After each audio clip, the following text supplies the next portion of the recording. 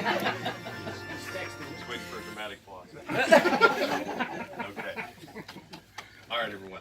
Friends and family, I want to thank you all for being here today at my home. I was given the honor of hosting this lovely event and asked to officiate this ceremony, and I want to thank Rosa and Kyle for that. Although their marriage is complete in a legal sense, the two of them felt it necessary to gather those closest to them and to celebrate their union and ask for God's blessing with all of us present. The nature of their relationship is unique in many ways, and while many of us here married a person either from our hometown or at least maybe someone we met in college or someone that we grew up, not too far away from, these two beautiful souls were drawn together from half a world apart.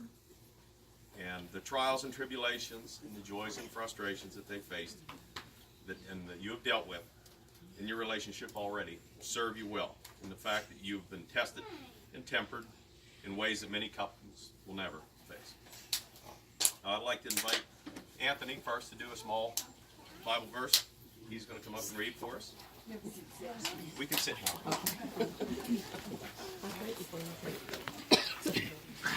What do I say? A reading from the book of Genesis. The Lord God said, "It is not good for the man to be alone. I will make a helper suitable for him." Now the Lord God had formed out of the ground all the wild animals and all the birds in the sky. He brought them to the man to see what he would name them. And whatever the man called each living creature, that was its name. So the man gave names to the livestock, the birds in the sky, and all the wild animals. But for Adam no suitable helper was found. So the Lord God caused the man to fall into a deep sleep. And while he was sleeping, he took one of the man's ribs, and then closed up the place with flesh.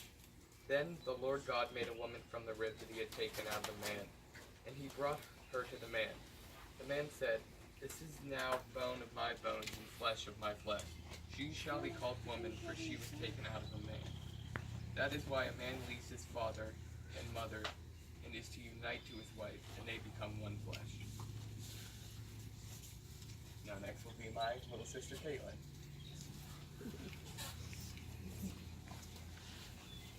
A reading from the Corinthians.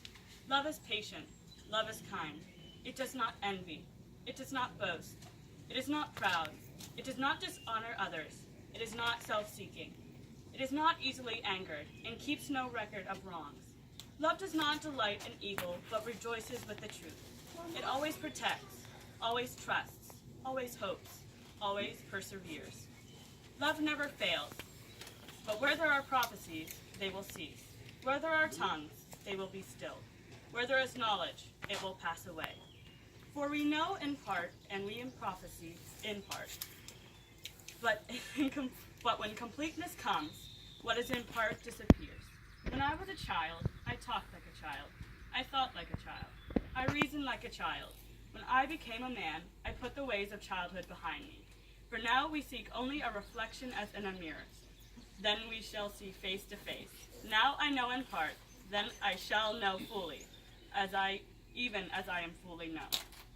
And now these three remain, faith, hope, and love. But the greatest of these is love. Samantha?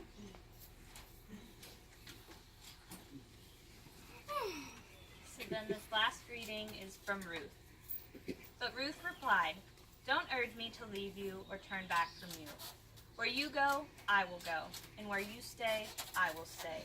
Your people will be my people, your God, my God. Where you die, I will die, and there I will be buried. May the Lord deal with me, be it ever so severely, if even death separates you and me." Good job. When I was putting this little ceremony together, I looked for Bible verses that were fitting and often used in weddings. And the last one that Sam did from Ruth really spoke to me in this situation. It speaks not only to the love present in this young couple's relationship, but to the courage and conviction showed by both of them, and especially you, Rosa. To leave the comfort of your homeland and family and be with the man you love. It showed great courage, and I think that this Bible verse illustrated this, perfectly. And she's very special. She's a special girl, Kyle. So we're all very happy for her. And now I understand that you two have written your own vows, and now's your chance to exchange them.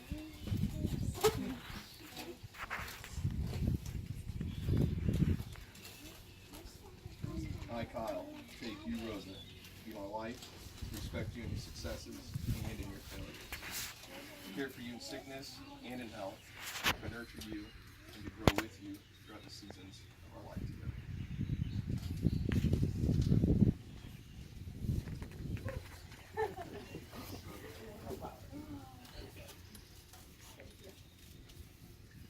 All my life, I have been told that the perfect man doesn't exist. But I can confirm that God gave it to me.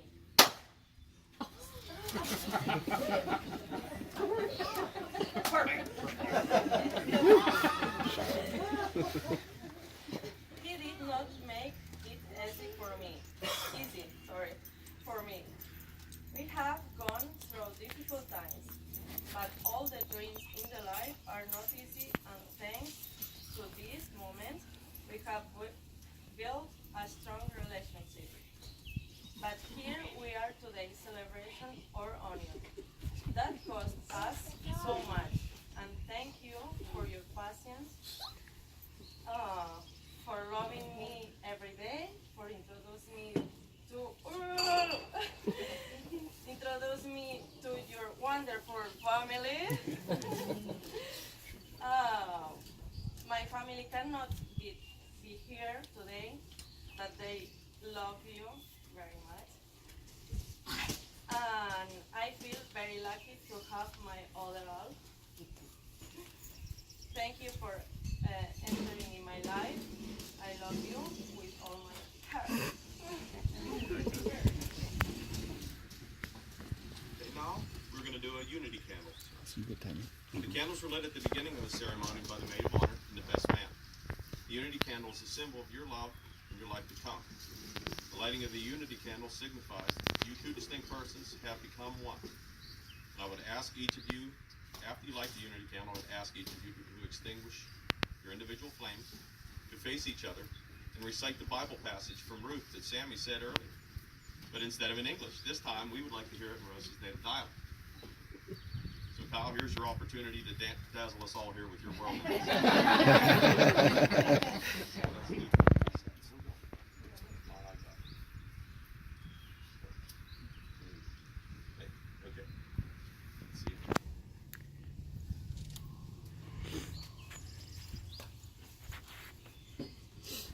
You too, Rosa.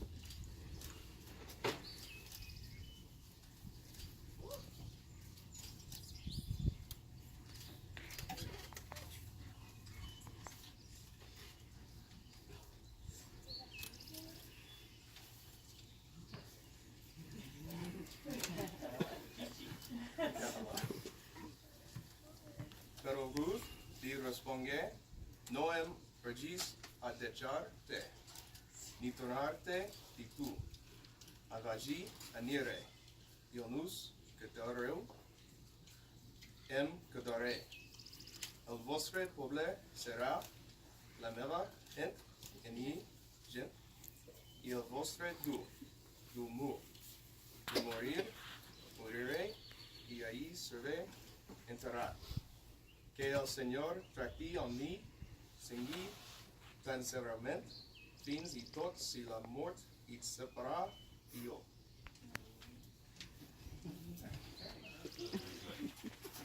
Only right in English. Okay. But I love you. Very good. Okay. So I want to bestow one final Irish blessing on this couple. Very simple and fitting. Be you rich or poor, quick or slow, may you know nothing but happiness from this day forward. And may the joys of today be those of tomorrow. Kyle, you may kiss your bride.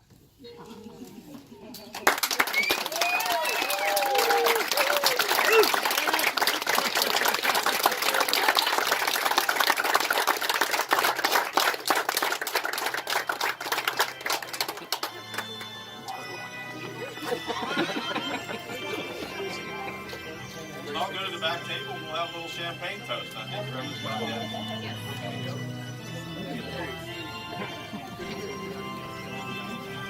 Oh,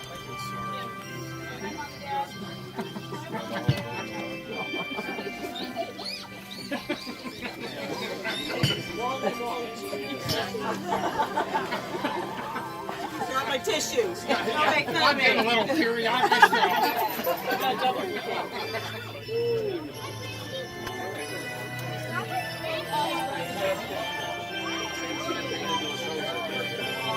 Great. I have a couple words. Louder! Today we celebrate the marriage between Kyle and Rosa. The union between two people is often called tying the knot, where the loving couple is symbolized as two braids coming together as one. If we continue this analogy, we can understand that the bond between us are the same. Between all of us are the same.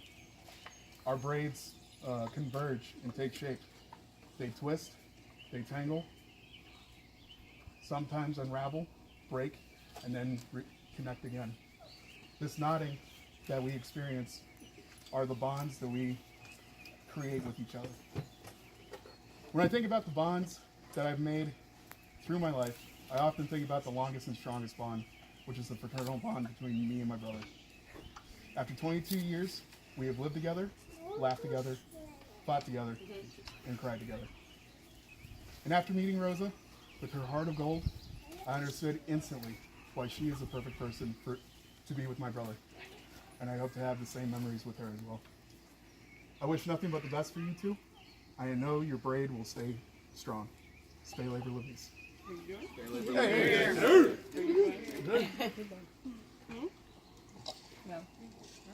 Better not fight my wife.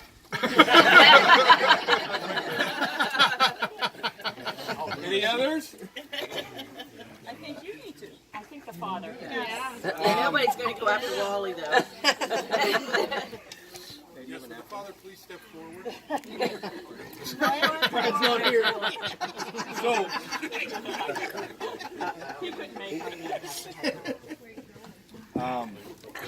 So Rosa, this is a point where typically the family would say, hey, welcome to our family. Not only welcome, but I feel a little bit different. Did not expect Kyle to find someone as wonderful as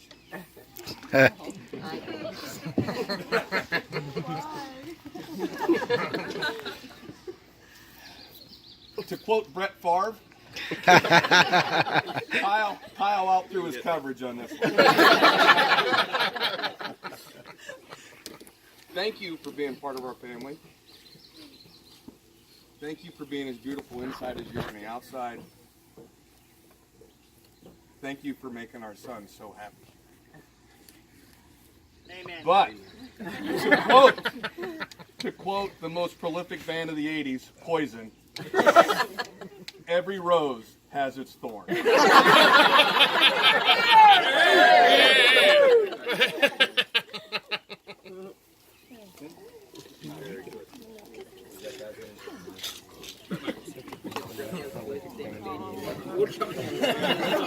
That's hard to do. You can segue from Brett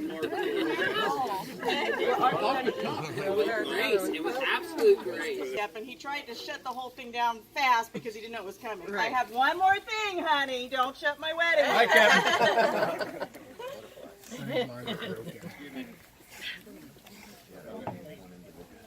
Cindy is passing out a little something. Ladies, kids, Very gentle. step out from the shadows and grab it. Men, you won't want one, so don't worry. We have to get out there. And Maybe I should go in and Grace is there.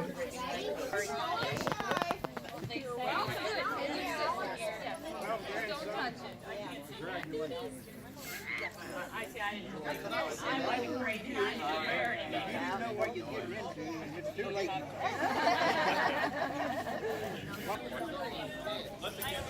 I know. 1 quarter. Hey, Paige, you got one. Get one page. One page. Hurry. Come on. Butterfly. Zach, do you look clear, Zach? Zach, Yeah, open the butterfly. Here. Want a Do you wanna go? butterfly? Go open a butterfly. Stay there. I guess you just want to hear from somebody who can see the butterfly. I heard there's some of them.